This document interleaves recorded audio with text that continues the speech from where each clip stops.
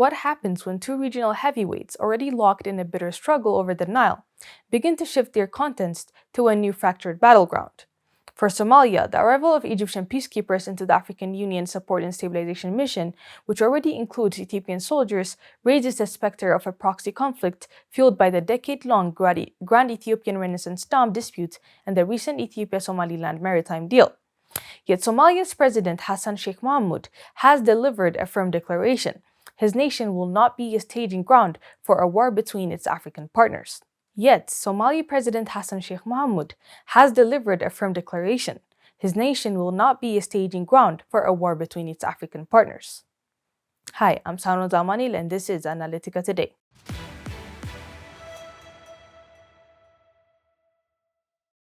The Horn of Africa is bracing for the convergence of two major geopolitical fault lines, the Nile River dispute between Egypt and Ethiopia and the territorial integrity crisis between Ethiopia and Somalia. Egypt, viewing the GERD as a threat, has deepened its ties with Mogadishu, culminating in a defense pact and the decision to contribute over 1,000 troops to the new AUSOM mission. The collision is now being managed by a Somali government determined to maintain its sovereignty. President Hassan Sheikh Mohamud has publicly dismissed the threat of a direct clash between Egyptian and Ethiopian forces on Somali soil. Speaking to the BBC, he stated there would be no proxy war between the two nations. He anchored his confidence in a practical military and geographic reality. The contributing armies would be stationed hundreds of kilometers apart, preventing any immediate confrontation. This statement serves as a key diplomatic maneuver, attempting to de-escalate the rhetoric while asserting Somalia's control over the peacekeeping mandates within its borders.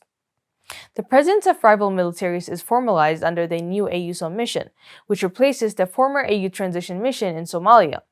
Under the current arrangement, the mission is set to comprise approximately 11,900 personnel. The troop contribution breakdown highlights the regional stakes.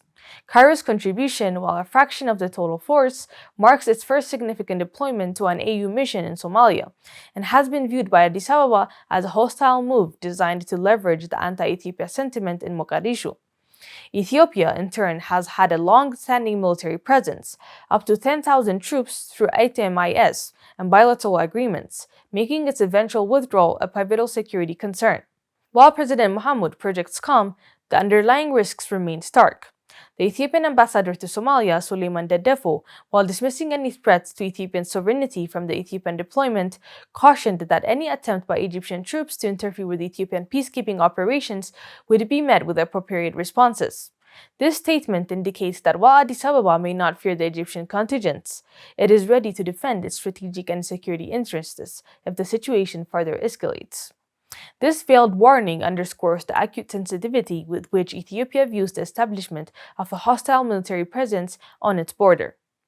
The presence of Egyptian and Ethiopian troops in AUSOM, coupled with the simmering GERD in Somaliland crisis, places Somalia at the perilous nexus of an interregional rivalry. President Mohamud's insistence that there will be no proxy war on his soil is a vital political firewall, but it relies on a complex strategic separation of rival forces in the field.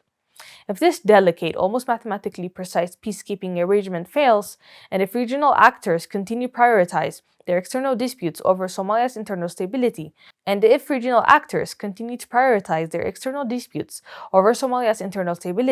the world's most dangerous theater for militant groups could become the next front in the struggle for the Nile control. Tell us what you think below.